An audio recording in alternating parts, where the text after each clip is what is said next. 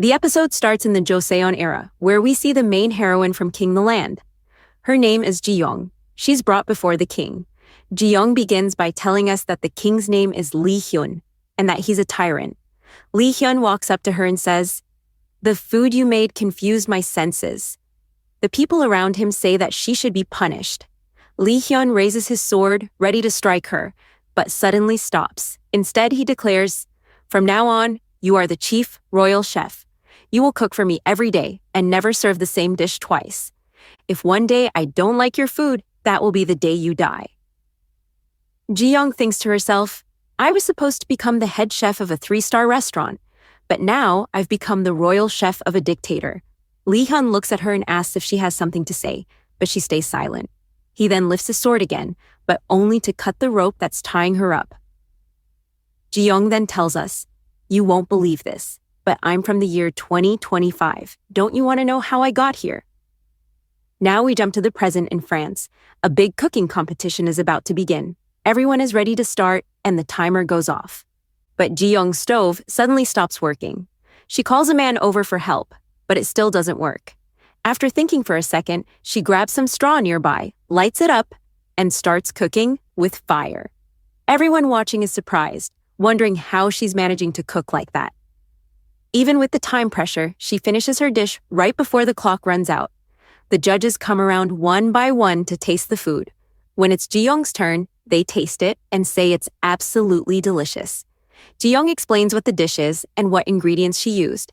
When the winner is announced, it's none other than Ji-young. That night, she celebrates with wine and admires her prize. The next morning, she's talking to her father, saying, "Did you see the news? I'm about to become the head chef of a 3-star restaurant." Her father smiles and says he's happy for her, then adds, "By the way, are you coming over today? There's going to be a total solar eclipse." Ji-young says, "Sure, I'll watch it from the plane." Her father reminds her, "On your way here, bring that Joseon-era book. It's very important. I've asked my friend to send it to you." She agrees to bring it. In the next scene, Ji-young collects the package from the post office. It's the same book. Later on the plane, her meal arrives. Before eating, she adds a special cream to enhance the flavor. In the cockpit, the pilots announce that the solar eclipse is starting. Everyone takes out their phones to take pictures. The man sitting next to Ji-young accidentally spills tea, soaking her Joseon book. She rushes to the bathroom to dry it off, and while flipping through it, she realizes it's actually a recipe book.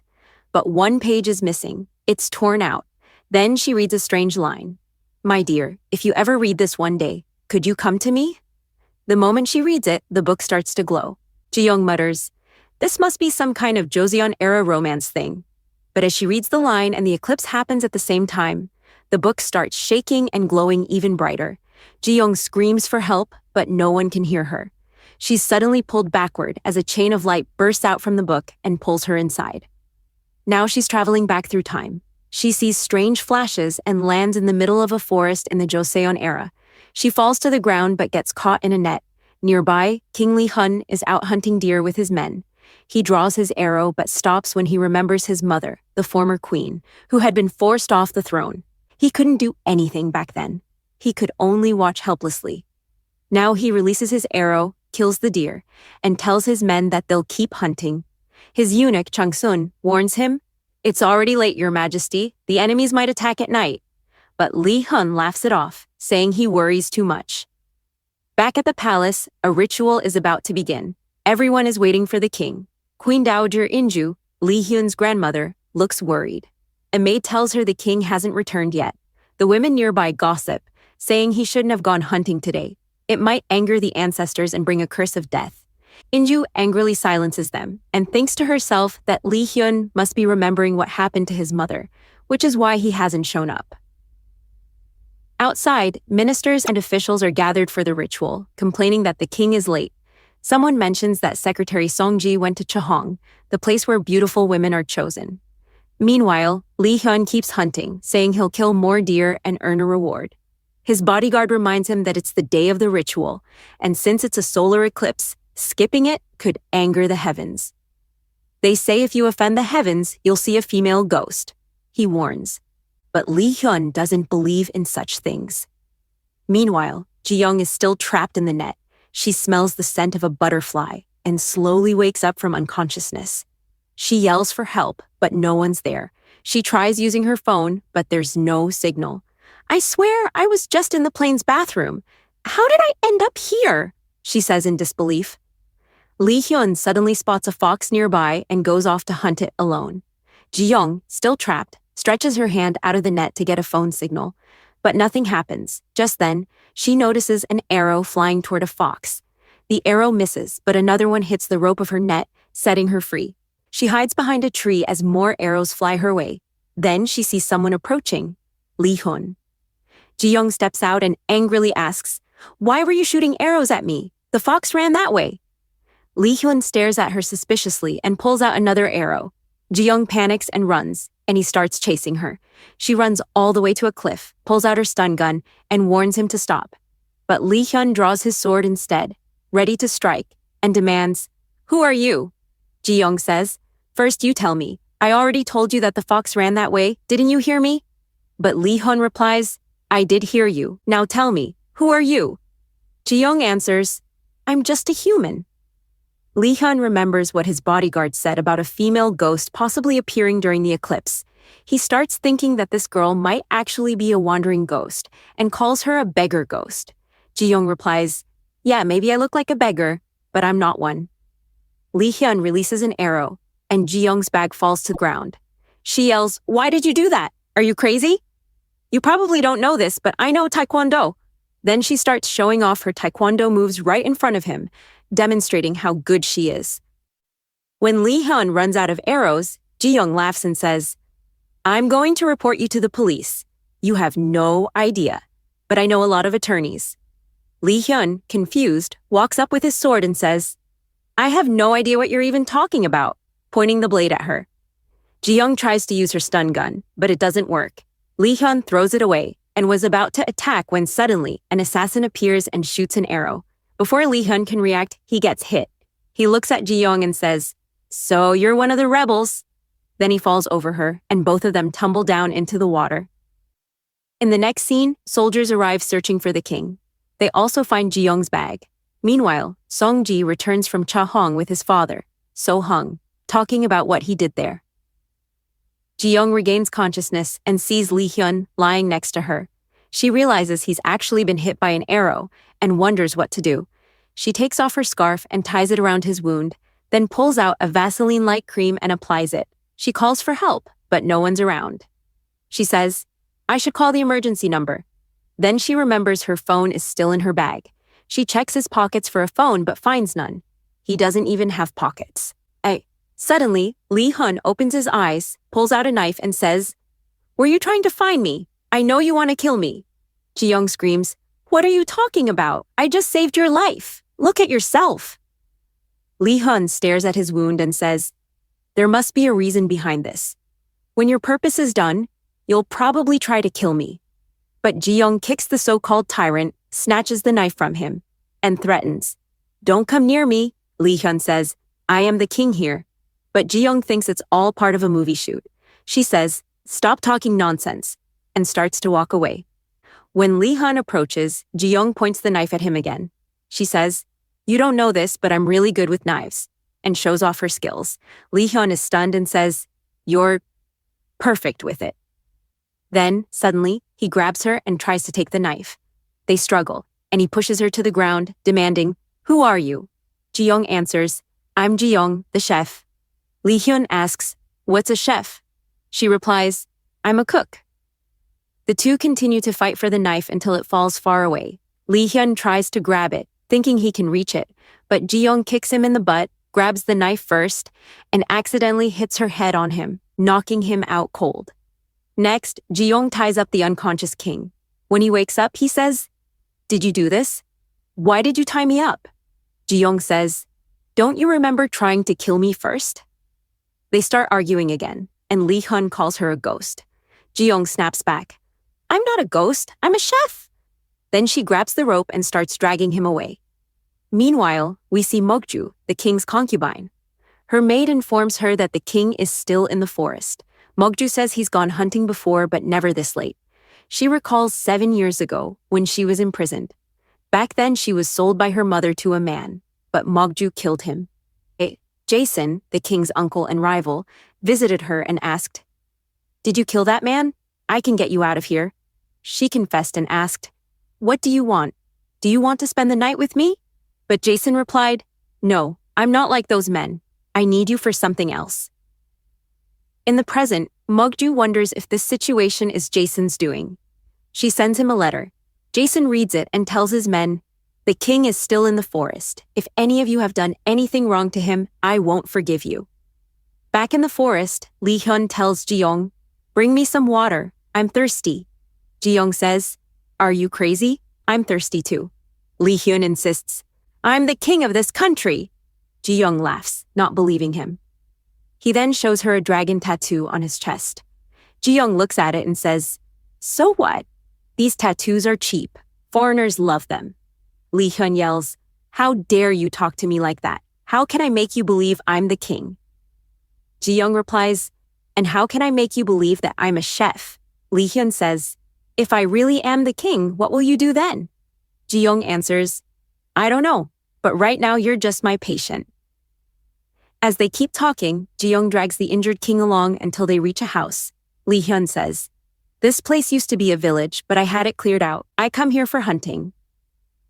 Ji-young mentions a cruel king who used to torture people, take their lands, and hunt on their property. He also used an event called Changhong to bring women. Lee Hyun asks, "Are you talking about me?" She replies, "No, that's from way before your time." But it actually was about him. Lee Hyun asks, "How did that king become such a tyrant?" Ji-young says, "He forced people off their lands and relocated them, and that Changhong thing was awful too. Why are you acting like I'm talking about you?" Later she ties him up again and looks through the house, finding some clothes. She changes into traditional hanbok. When she steps outside, she hears a noise inside and goes to check. There's a girl who attacks her with a broom and calls her a thief. Ji-young says, "I'm not a thief." The girl, named Kilgam, says, "You stole my clothes." Ji-young explains, "There was no one here, so I just borrowed them," then apologizes. She asks, "By the way, can you tell me where we are?" Kilgam looks at her strangely and explains the place. Ji-young says, "You and that old actor talk exactly the same way. Are you both part of the shoot?" Kilgam asks, "What's a shoot?" Then she tells Ji-young, "This is the year of the monkey." Ji-young is shocked and asks, "Is there a convenience store nearby?" But Kilgam asks, "What's that supposed to mean?" Ji-young mutters to herself, "If I want to get out of here, I'll have to get my bag first because my phone's inside it." She asks Kilgam to go with her up the hill where she dropped her bag, but Kilgam says she can't go. Then, both of them suddenly feel hungry. Ji-young says, "I can cook something for you." And Kilgam happily agrees, saying, "All right, I'll come with you, but let's eat first." Since Kilgam had a great sense of smell, she takes Ji-young out to the fields to find ingredients for cooking. They gather a few things to make a meal. Ji-young gets to work and cooks up a delicious dish, even adding some cream on top. Later, both of them take the food to Lee Hyun and tell him to eat. But he refuses, saying, "I won't eat it." "You eat first. What if it's poisoned?" Ji-young takes a bite to show him it's safe, then holds out the spoon toward him. He tries to take a bite, but it doesn't go into his mouth. He complains, "I need a smaller bite." So Ji-young scoops up a tiny bit and teases, "Here, my sweet princess, have a bite." Lee Hyun yells, "Do I look like a princess to you?" Ji-young laughs and says, "Oh right, I forgot. You're a king." Then she insists he eat, and he finally does. But as soon as he tastes it, it's so spicy. His mouth feels like it's on fire. He shouts, "What kind of poison did you put in this?" Ji-young takes another bite and says, "It's not spicy at all." She offers some to Kilgam, but even she screams, "It's way too spicy." Ji-young shrugs, "Fine, if you don't want it, I'll eat it myself." But Kilgam insists, "I can handle it," and starts eating again. Lee Hyun just watches the two of them quietly. Seeing them enjoy it, he too wants to eat. A little food was left, so Ji-young feeds him. When she tells him to open his mouth, it reminds him of how his mother used to feed him. He whispers to himself, "It's strange, how her simple food reminded me of my mother." That night, the two were supposed to head to the hill, but Lee Hyun had fallen asleep. Ji-young gently covers him with a blanket before leaving. Kil-gum teases her. You take such good care of your husband. Ji-young quickly replies, he's not my husband. But Lee Hyun was only pretending to sleep. Later both girls go to the riverside and start having fun. Meanwhile, soldiers arrive near Lee Hyun and rescue him. He tells them, those rebels held me captive. We must kill them. The soldiers burn the house and leave. Ji-young remembers how Lee Hyun once asked Kil-gum, who are you and why are you living here? This land isn't yours. It's our hunting ground. But Kil-gum didn't answer. Now, Ji-young asks her the same question. Why do you live there? That land isn't yours. Kil-gum replies, I'm hiding from Chung-hung. They capture women and take them to the palace where the king chooses his concubines. Many of them die during that process. Ji-young is shocked and says, that used to happen during the Joseon era. But Kil-gum looks at her strangely and says, this is the Joseon era. What do you mean? Just then, a group of soldiers passes by. Ji-young sees them and yells for help, but among them is Lee Hyun. He looks right at her, and the episode ends. We'll see what happens next in episode 2. Until then, bye. Episode 2. We see Ji-young looking out and shouting for help, but Kil-gum covers her mouth and says, what are you doing? This is Cha-hung. He could catch us. Ji-young thinks to herself, is Cha-hung really here? The two hide and try to slip away, but a soldier spots them and asks, where are you going? In the next scene, they're thrown into a cell. Ji-young screams, get me out of here! You kidnapped us! Kil-gum tells her to calm down, nothing can be done now. The other women ask Ji-young if they deserve to be here and warn her to sit quietly or they'll shut her up. Ji-young looks at the locks and the cages and wonders if this era is really Joseon. Kil-gum says she's told her many times that it's Joseon, but Ji-young still can't believe it. She shouts again that they need to get out. Soldiers come and after a lot of effort, shut their mouths. Sitting there, Ji-young remembers how happy she once was, how she won a competition, and wonders how she ended up trapped here. She remembers meeting the boy who called himself king and wonders if he was telling the truth. She had spoken against the king, calling him tyrannical, a man who kept taking people's land, but she had said those things right in front of him. Now what will happen to her? Soldiers arrive and lead them outside. Ji-young asks Kil-gum, what will happen now? Kil-gum explains that the women will be divided into 2 groups. The young ones will go to the king, and the other group she doesn't know. Ji-young's number is called. The governor's son, Iyun, asks her age. She answers 27 and is placed in the second group. Kil-gum tries to look older and says she's 28, but she's also placed in Ji-young's group. Iyun explains the younger group will go to the king. Soon, Inspector Cha-hung will come to select them, and the other group will go to the kitchen to help prepare food. In the next scene, Lee Hyun and his soldiers are still searching for the 2 girls. They find a rubber band that was used to tie Ji-young's hair and notice footprints, guessing the governor's office is where they were taken. Lee Hyun smiles and says, okay, let's go there. Meanwhile, Ji-young and Kil-gum arrive in the kitchen. They look around, cooks are already working, and when asked what they're making and for whom, the cooks say they don't know. They're just following orders. Ji-young sees that food supplies are very scarce. A man appears and says that 2 important people are coming and that they need to prepare food for them. Ji-young says, okay, we can do that, but who are they? What do they like? Food doesn't just happen.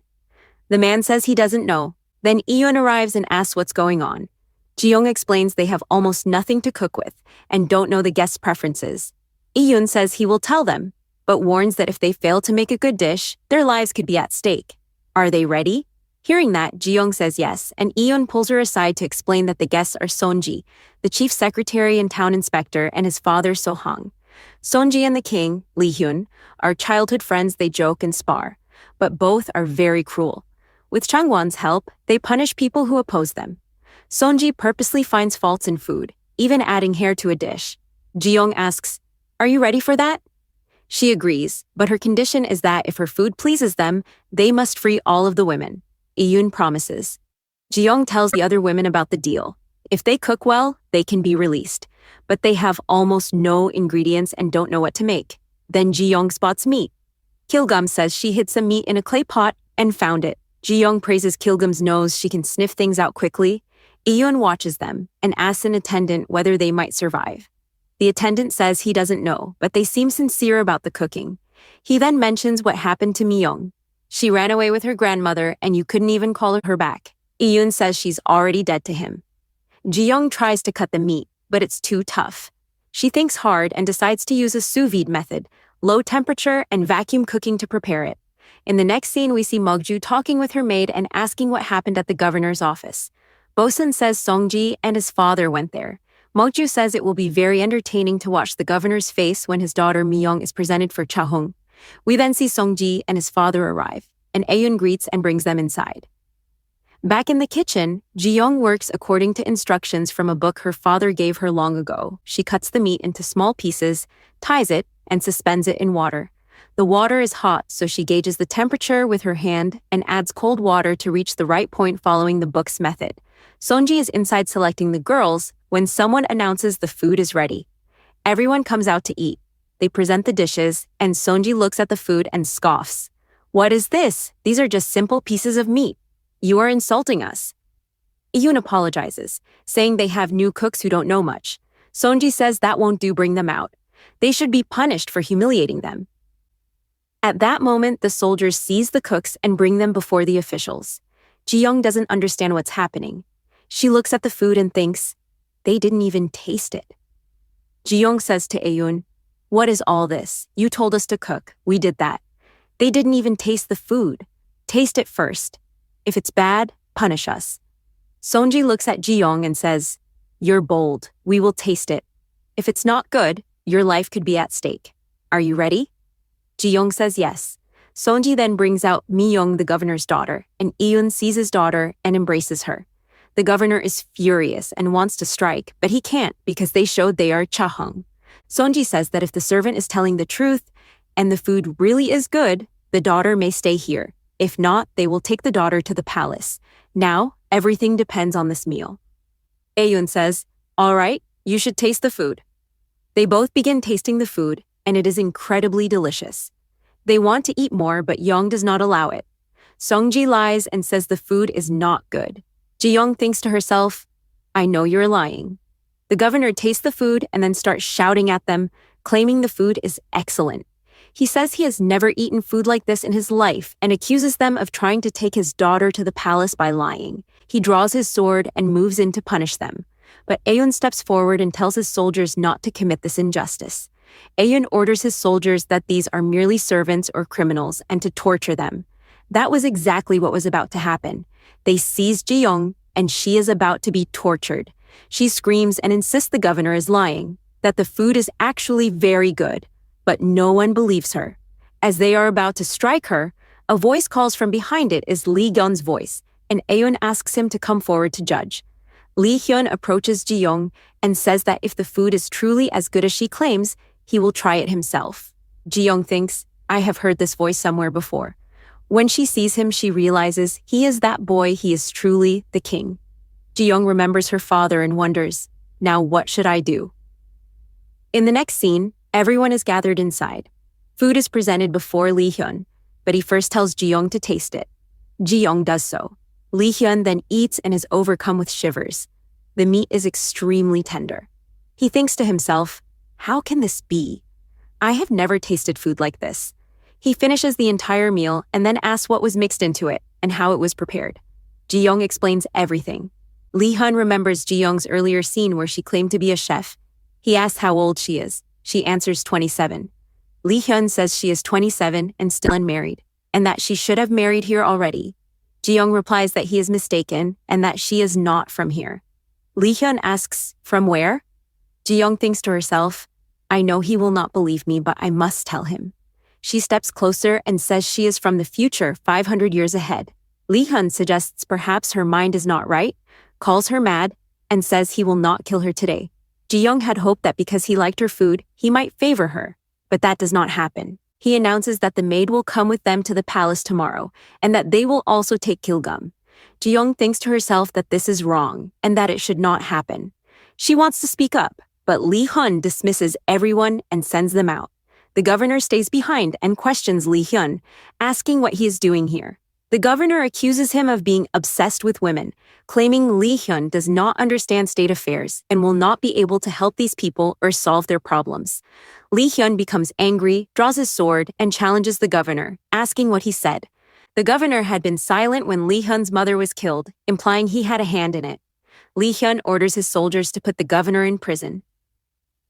In the next scene, we see Ji-young and Kil-gam in a cell. Ji-young asks what happened inside and worries that they may have to go to the palace tomorrow. But before they go to the palace, she says she must return to where she came from. Kil-gam asks where she will go.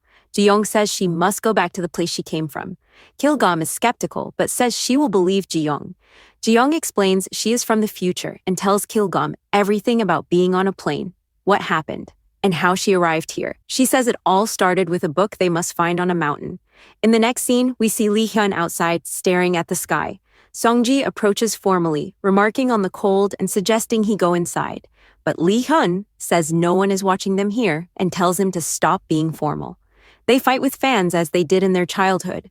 The fight lasts a long time. Lee Hyun sits and says they will go to the palace tomorrow and bring Ji-young and Kil-gam with them. He vows that they will free every woman here and restore Ming's honor. He asks why they started this initially, admitting he once wanted revenge for his mother, but now he intends to stop that. Songji argues they cannot stop suddenly, warning that the Queen Dowager Inju might suspect that they acted out of revenge. Ayoon comes to Ji-young, frees the two women, and tells her he has kept his promise. She is now free to go. In the next scene, it is revealed the two girls have escaped. Ji-young walks through the forest and asks Kil-gam if she lives alone. Kil-gam explains that her father was falsely accused of wrongdoing and taken away, and they do not know where he was taken. She and her mother came to Hanyang to look for him, but soldiers attacked them, and her mother died. Ji-young apologizes for asking, and Kil-gam says it is all right. Ji-young asks if Kil-gam will come with her when she returns to the future. Kil-gam wonders if she could do that but agrees. Ji-young asks Kil-gam what her dream is. Whatever she wants to become, she can become there. Kil-gam reveals that she wants to be a lady chef in the royal kitchen. Ji-young promises she will help. They approach the mountain where the book should be, but they cannot find any bag. Kil-gam sees someone and is startled. Ji-young sees that it is Lee Hyun. Seeing him, Ji-young almost falls, but Lee Hyun catches her in his arms. Soon the soldiers arrive. They are about to touch Ji-young, and she feels certain he will kill her. Ji-young pleads, "Do not do this." But then she realizes something was stuck to her, and he removes it. Lee Hyun asks what she is doing here. She explains that her bag was dropped with the help of an arrow and that she came to retrieve it because it is very important. Her life depends on it. Lee Hyun tells the soldiers to bring the bag. The same scene unfolds. Lee Hyun shows the bag and says it is indeed the same bag. Ji-young laughs and asks him to give it back, but Lee Hyun refuses and throws the bag down, declaring she now has no reason to run. She screams and calls him a scoundrel, asking why he did that. Lee Hyun tells her to stop misbehaving. Ji-young apologizes because the bag is very important and she cannot live without it. She says she will do whatever he asks if he just brings the bag. Lee Hyun looks at her, smiles, and says it is truly amazing. In the next scene, we see that both women have been taken captive and are being brought to the palace. Kil-gam asks, "What will become of us? Who will protect us?" Ji-young replies that nothing will happen to them, telling Kil-gam to stay with her and promising to protect her if Kil-gam will protect Ji-young in return. They decide to help and be strong for each other. Songji asks Lee Hyun why he is bringing them to the palace. Lee Hyun answers that he will not allow them to die in peace here. Later, Ji-young makes a strange face and thinks to herself that if she had a gun, she would take one shot and kill him. Kil-gam thinks the same.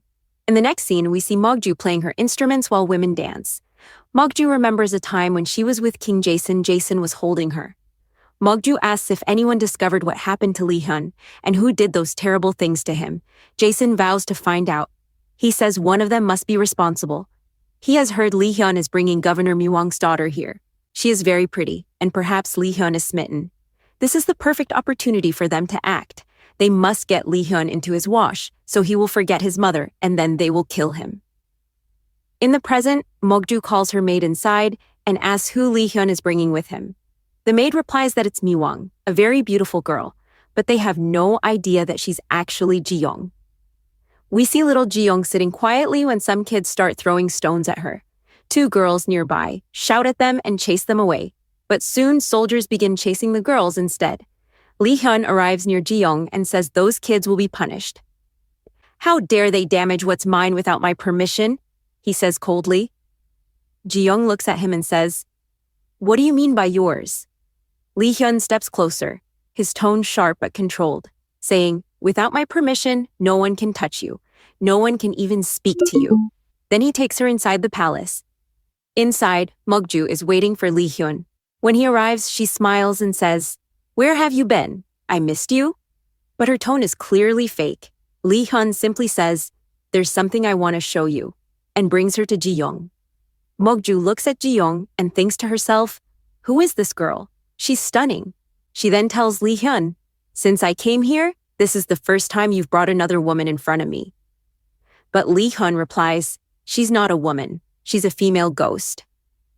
Mokju smiles slightly and says, "All right then, I'll prepare a room for her. We'll dress her up properly." But Lee Hyun stops her saying, "No need. We're not doing any of that." Mokju narrows her eyes. "Then what are you planning to do with her?" she asks. Lee Hyun steps closer to Ji-young and slowly reaches out to touch her. Ji-young whispers to herself, "Don't do it. She's watching us." But he still touches her and says in a low voice, "I'll make you cling to me, begging for death." Ji-young trembles and thinks, is he going to torture me or something even worse? The episode ends right there.